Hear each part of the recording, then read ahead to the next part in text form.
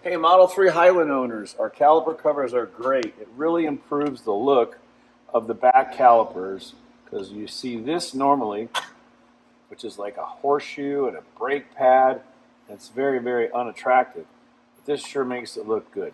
So this supplemental video is to show you how to install the rear calipers, caliper covers. So let's come in a little close.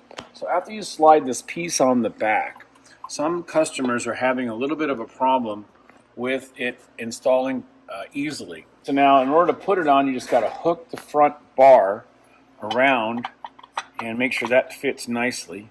Then you just tap it on. So it lines straight up, take your Allen wrench, tighten the screw up, and that's it.